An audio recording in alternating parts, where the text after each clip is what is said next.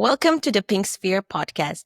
This is your 30 minutes of pink, a weekly space to pause, breathe, and step into conversations that support the way women actually lead, live, and grow. Each week, we're joined by a coach who brings something honest, helpful, and a little bit challenging in all the right ways. Today's guest is Hassna, and we'll be talking about leadership, self belief, and the spaces around us. Hi, Hassna. I'm so glad you're here with us. I am so glad to be with you too. I just want to jump in and start with this question, okay? What do you think it actually takes for a woman to break through the glass ceiling? Well, I think that most of the time we're talking about, talent, resilience, and everything. But I think it's a bit more than that. I think it takes unlearning, unlearning people pleasing and this myth that we have about that women must do it all.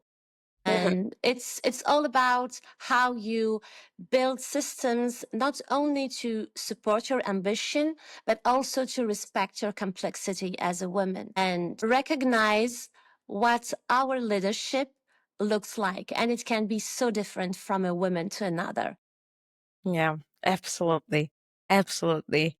Well, how do our thought patterns, affect how we show up as leaders? What happens is that we have, this like mental frameworks, this little invisible operating systems that just are telling us with their little voices what leadership should be like. So most of the time we think about leadership as over functioning, and it can lead to burnout. And then we as women often have this difficulty to ask for help because we see it as a weakness and it tends to isolate ourselves. What I tend to tell my clients and even people around me is that most of the time our leadership as women is linked to the sisterhood that we are able, to build around ourselves, because it will not only help us emotionally, but it will also help us, economically. And it's all about how you are able to build these authentic connections with one another. And it shapes our leadership because it shapes our leadership skills. So it's important to understand that this kind of leaderships need support systems, and these support systems need also to be linked to your own values and what makes you you, and that they can evolve.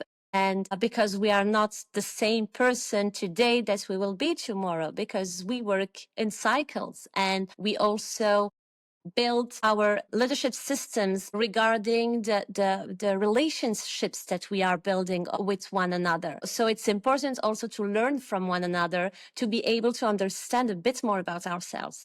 So, since we're talking about being a leader and building, communities that others will join and follow, why did you join the Pink Sphere?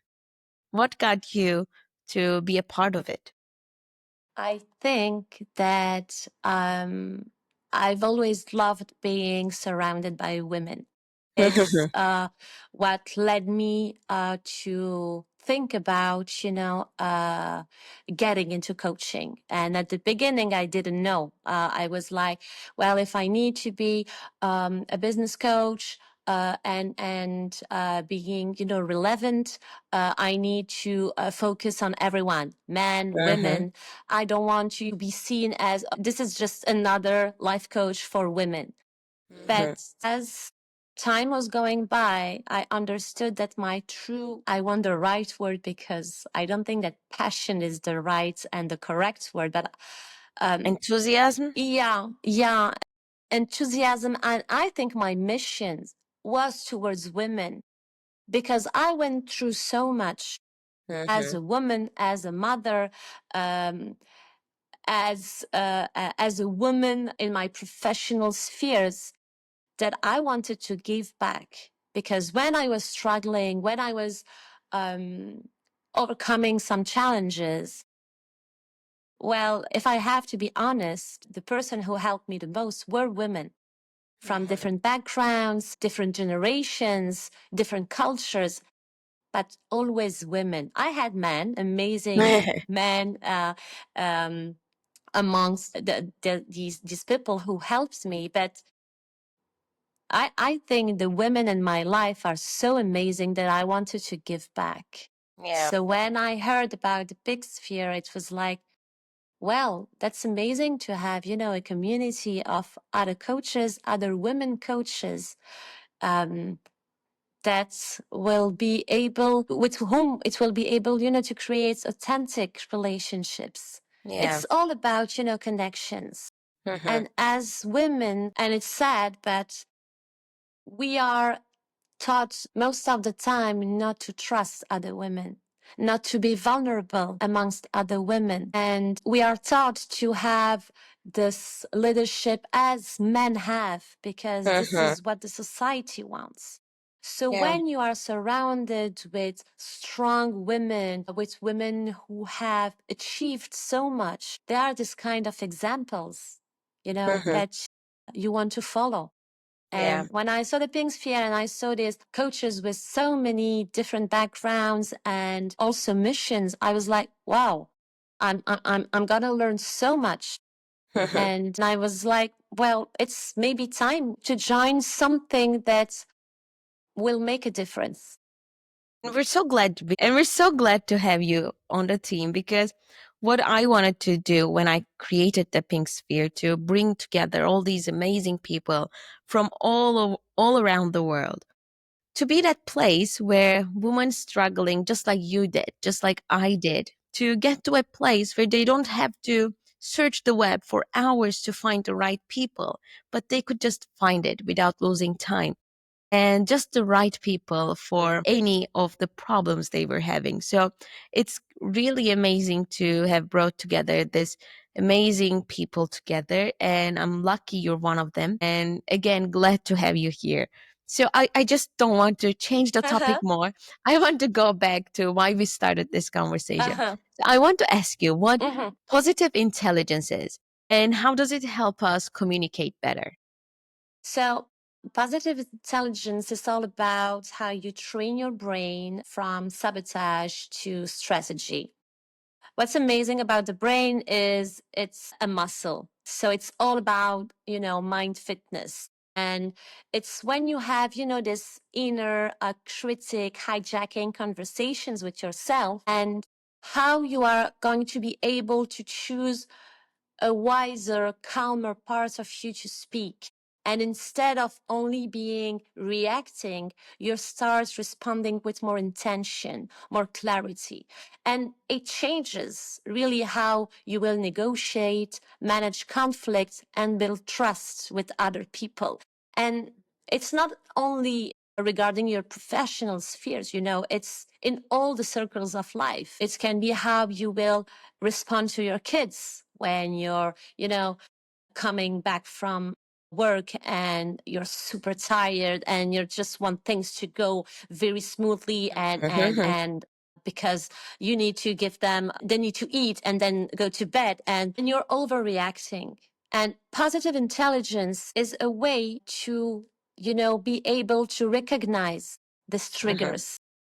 And when you recognize them, it's easier for you, to just step back a little bit and, well, breathe a bit. And instead of this reaction that we all have, and it's completely normal, and it's really Yeah. not about shaming anything or shaming any emotions. It's just to understand that we are not our emotions. But we need to recognize them. We need to identify them to be able to respond from, a place of more of clarity and wisdom. Wow, amazing. Yeah, thank you. And is it basically like when you're talking about the saboteur and those stuff, which I Yeah. forgot the names of? So it's basically like what we see in the movies, right? An angel appears on your shoulder and tells you something, and the devil appears here and he says something Yeah. else, and you should always go with the angel. You should always listen to her, right? Yeah, it's really about, pattern recognition. And these saboteurs helped us build who we are because we needed them while growing up as a child, because it's like survival instincts. Yeah. But when we're becoming adults, we've built what's necessary to be able to survive in this life. And these saboteurs won't help you anymore, but they give you the signals about your state of mind, about the situation, the context you're in. And what's really important is to understand them and understand why you are hearing them right now. Yeah. What is happening that you need them again? Are these voices really critical at this very instant? Are you needing them at this very instant? Is there any proof of what they are saying? And when you're able to identify them, it's really easier for you just to respond. Yeah. It's easier for you even to find other kinds of solutions and to shift your perspective, to shift, your mindset. So yeah, that's a bit about positive intelligence. And while talking about the mindset, how does the space around us reflect our mindset and influence it? Well, I love to say that we have like pillars when we're talking about spaces. There's this mindset, our perception, our beliefs. We have the systems that will support us, our boundaries, our priorities that we are creating, the environment where we are operating. And there is also our body. Yeah. And most of the time, as women, we forget about our body. And I'm not talking about the aesthetic parts. I'm talking about the signals that it's giving us and that we should worship. Because we are in a society where we tend to intellectualize, I think it's the word, about everything. And sometimes this way of thinking is just our saboteurs talking. And when our mind, body, and understands that we are not listening to our real signals, it's our body which takes the lead. So we can have headaches, backaches, feeling down, and it's just signals that, we need to rest, stop. And I really think it's important and as women, as we are going through cycles, all through our lives and at different moments of our lives, how much it's important to understand the cycles, how it's important to understand the signals. Yeah. And how much we need to respect them. Yeah, You know. absolutely. Absolutely. And this is where you try to create these systems that will support you, your mind, your body, and your space, because all three of them are spaces that should be respected and also creating for each of these spaces, systems that are in link with your own values. And one of our peer coaching sessions that we have at the Pink Sphere, you talked about changing just one simple thing on our workspace could change our complete day, the whole day. So what could you advise if your day is just not working, you feel overwhelmed at home or at your workplace? How could you possibly make tiny changes that would affect the rest of the day? Our spaces, physical spaces, aren't neutral. So, for example, something that you could start with is the lighting, of your workspace, for just example. a simple Because thing. poor lighting will lead to low energy, and then it could be just decluttering some things because your brain will just get Shift the fixed. focus. Yeah, will shift its focus because it will fix its mind and everything on everything that is on your desk. And it will create this mental noise that we all of us have. Yeah. And even if you have the best to-do list in the world, it won't change because it's just like adding, more actions to your to-do list. So just start with something, very simple. The lighting. Maybe it can be where you're working from. If you feel like there's too much mental noise and that you're working from home, maybe just take your, your computer, your notebooks, and just go in a cafe and find a little spot and just change the area, change the environment. Sometimes it just takes this and start It's a small. simple thing. Yeah, start small, because what's important is to give the indication to your brain that we are taking action.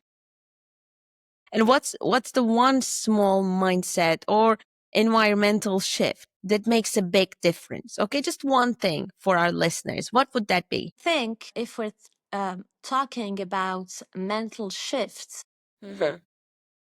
it would be to, first of all, I think really it's to understand what is supporting you and what is draining you. When you wake up, for example, in the morning, are all your actions towards other? Do you have like this 10 or 15 minutes just towards yourself? And it can be the simplest thing. For example, I don't know, you wake up at 6:30 or 6 in the morning. Just wake up 15 minutes before, earlier, and take your coffee or tea or whatever you like to take, your smoothie, and just sit down with your coffee and just breathe. Yeah. And really, not more than 10 minutes, but you need these 10 minutes to be just for yourself, not your kids, not your husband, not work, not your emails, nothing else, just for yourself. It can be by, listening to music, reading, I don't know, like 2 pages of this book that has been on your desk for 6 months and that has never been opened. But it's important to have this, to start, your day with something just for yourself. Yeah. And that's the best part of the day for me, Yeah. when I take my son to school Uh-huh. and my daughter's still napping, I grab myself a cup of coffee and I sit and I work on the pink sphere, and I never want it to end, if that makes sense. I don't want it to end because it's so peaceful and quiet, and you can't have that during the day, and you know that. So you want to dedicate a time of your day just to be yourself, just to be alone with yourself, to gather your thoughts. And I think everyone should start doing that. It really makes a change, right? And talking about, being alone with ourselves and focusing perhaps on our inner thoughts, how do you help someone as a coach to align their inner thoughts with their outer goals? It's an amazing question, because most of my clients, have I was thinking about it just weeks ago, have this super women, syndrome. They do it all. They're amazing. They're ambitious. Well, they're amazing, human beings. Yeah. But in the process, they forgot themselves. So, and they don't know what to begin with. So they have been, raised in cultures where a woman, if she can, then she should do it. You need to find the perfect work-life balance. Well, everything should be perfect, So it's hard for them to let go. So when I'm telling them, just try this 10 minutes a day, before everything, they're like, I don't have time. I don't have time, Hassna. I don't have time. You're telling me about letting go. But I don't have this time, this kind of time. And I'm like, well, you should make this kind of time, because it's as important. This me time is as important as your kids' football, soccer session, your big client project, your next holidays with the family, this brunch for the family. It's as important. And sometimes it's even more important. So the first thing that we do is just that all these ideas that they have in their head, we put it down. We put all of them down, and we start by trying, because it's hard, it's hard to destructure everything. And sometimes they're not there yet, and they don't want to because they're afraid, because you need to be vulnerable to do it. And as women, we don't like being vulnerable, because as we link it to weakness, and we don't want people to see what's inside of us, and we want to maintain this idea of the superwoman, because we have been fed by this perception that to be perfect, to be amazing, we have to be the superwoman, that when I'm asking them this. Most of the time, it takes another session for them to come back and say, well, okay. And it's hard. And I understand it because they It's need hard time to to admit that. process, Yeah. you know? They need time to process. And this is why it's interesting to understand and to recognize their own patterns by working on their saboteurs. Most of the women that I'm working with, well, come come to me for business purpose, you know, leadership, assertivity, because it's easier for them. And I'm always telling them, okay, well, let's work on your business, on your vision, on your mission, on your persona and everything. But I'm telling them, I'm going to ask questions that you will not like because your professional circle is linked to all of your other circles. You know, it's just not, Absolutely. you cannot just put it in a box and think that there is no repercussion on your other circles. Mhm. But it's hard for them. And I It get it is. completely. It's hard because you have to also accept that there is change that has to happen. And our brain doesn't like change. So our brain, whenever is in this uncomfortable zone, will tend to activate the saboteur, saying, no, no, no, listen, we were good there. Why do you want to change? I don't get it. We were happy, you know, everything was under control. And most of these ambitious and amazing women have these saboteurs in common. You know, the hyperachiever who links its worth to your work performance, your results. You have also the stickler, you know, that, well, which leads most of the time to procrastination because it's never enough. You have, I don't know, to finish a project, it's never enough. So you're just, yeah, but I don't know. Is this version the best version? No, I'm not sure. And you also have the controller because it's hard to delegate because it's hard also, you know, to feel unsafe. And when you delegate, it feels like you're giving control to someone else. And Yeah. most of the time, we have um, this difficulty to trust other people with the power that you're giving them. Of course.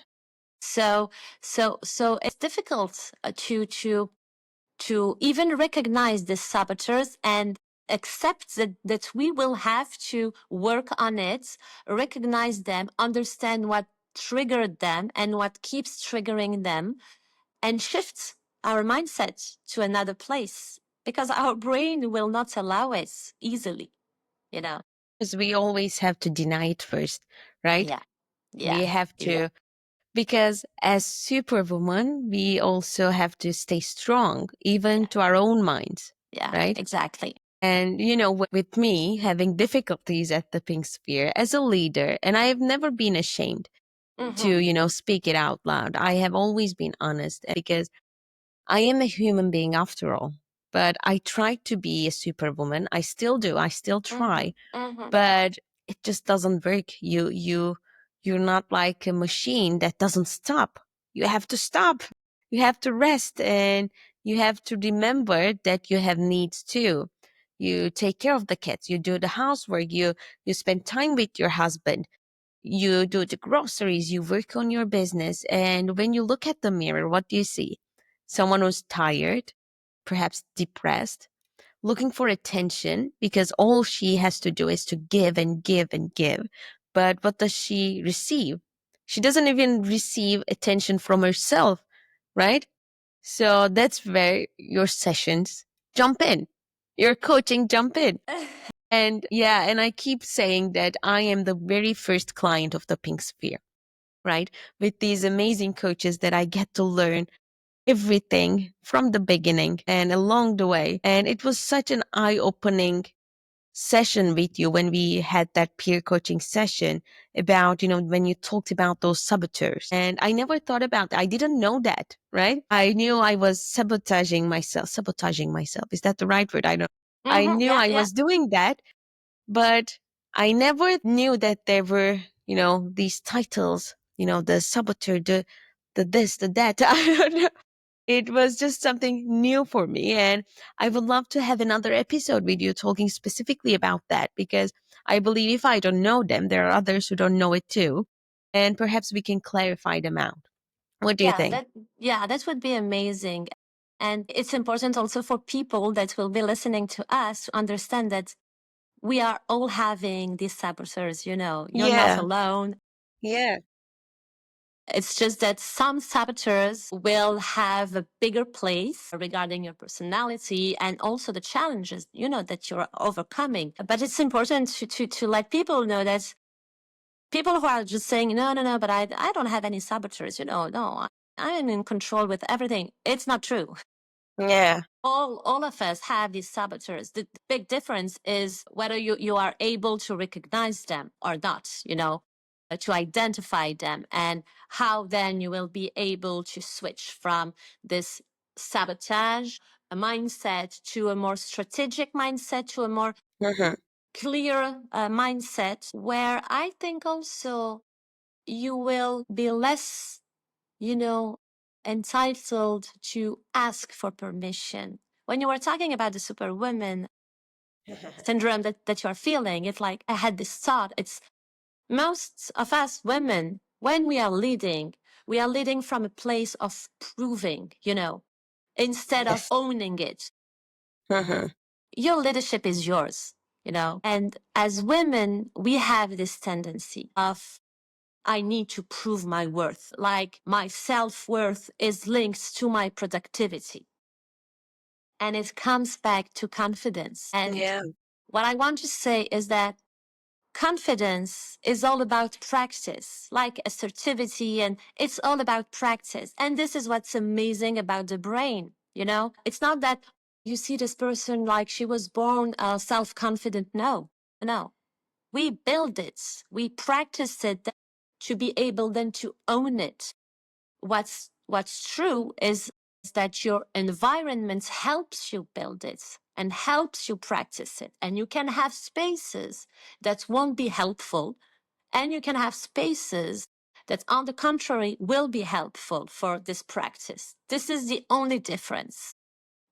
But it's like when we are saying, this kid is shy, or this kid is always angry. No, no, no. There was this situation where this emotion was maybe the biggest feeling that this kid was experiencing, but they are not their emotions. They're just feeling it at this very moment. Well, it's the same with us, It's grown all up, about grown ups. understanding. It's all about, We're yeah. just behaving with the emotions that we have, and sometimes it's hard to shift our perspective from our emotions and from what is of or what we think is asked from us or expected from us. It's hard. It's hard because we are shaped in a certain way, society, culture, family. We grow up in families, so we also have, this, how you say it, this generational impact. What the previous generation gave us, and sometimes it's hard, to just cut it and say the cycle is off. I want something different, because we grew up like this. And sometimes it's even unconscious. We don't know. We don't know it at all. We grew up this way, and it's like, well, I'm like this. No, you grew up this way. You were not born this way. Something was passed to you. And I'm not saying that to shame anyone or to say, Yeah. no, not at all. It's really just to make people aware of it. Self-awareness is the key, We need to understand how we are behaving and where it's coming from to be able to take action afterwards and understand how we will be able to shift this kind of mindset. Wow. Amazing. Amazing. Thank you, Hassna. It was so nicely put. And I want to just say that we are all, at our core, the very same, right? Yeah. But we have other ways to show it. And in reality, all we need is to embrace who we are and recognize the things that need to change. And we should just take a step. take a step forward, not backwards, Mhm. always forward, right? Yeah. And well, that's it for this week's 30 Minutes of Pink. And thank you, Hassna, for such a Thank you. powerful, practical, and real conversation about what it means to lead like yourself and be like yourself and not like someone you're trying to become. And if you felt seen or challenged in a good way, follow the podcast, share this with someone who's ready to lead in a new way, and stay with us because next week it brings another voice, a new topic, and another reminder that you're not alone in this. Have a lovely day, and thank you for tuning in. Bye. Bye.